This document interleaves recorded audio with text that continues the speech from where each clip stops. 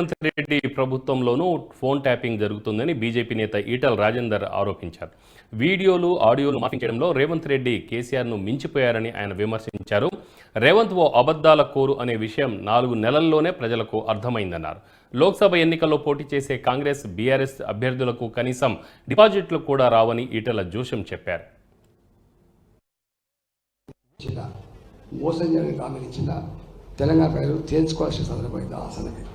కానీ ఒకటి మాత్రం స్పష్టమైంది ఏంటంటే ఏది ఏమైనా కూడా ఈ దఫా బీఆర్ఎస్ పార్టీకి ఓటేయడం వల్ల పెద్ద లాభం లేదు. కాంగ్రెస్ పార్టీకి ఓటేస్తే కేంద్రంలో ఒరిగేది లేదు. ఇవాళ బీజేపీ పార్టీకి ఓటేస్తే కేంద్రంలో మోడీ గారు ప్రధానమంత్రి అవుతారు. ఈ దేశం సురక్షితంగా, సుభిక్షంగా, గొప్పగా ముందుకు పోవాలంటే అన్ని రంగాల్లో మోడీ గారి ప్రధానమంత్రి కావాలి. ఇక్కడ ఈ నియోజకవర్గ అభివృద్ధి చెందాలంటే మీరే కావాలంటే భావన ఉంది. కాబట్టి ఇవాళ ఇంకా ఎంత బాధ అయితే అంటే ఇవాళ ఆర్టిఫిషియల్ ఇంటెలిజెన్స్ సైన్స్ అండ్ టెక్నాలజీని ఎంత మిస్యూజ్ చేస్తున్నారు. ఇవాళ రిజర్వేషన్లు వద్దన్నాడు మోడీ, అమిత్ షా అని చెప్పి మార్ఫింగ్ చేసి పెట్టించాడు.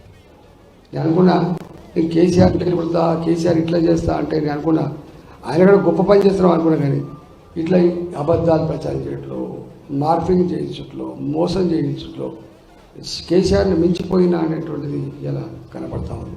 ఇది ఆయనకి ఇట్లా మోసం చేయలేదు, ఆయన డైరెక్ట్గా చేసి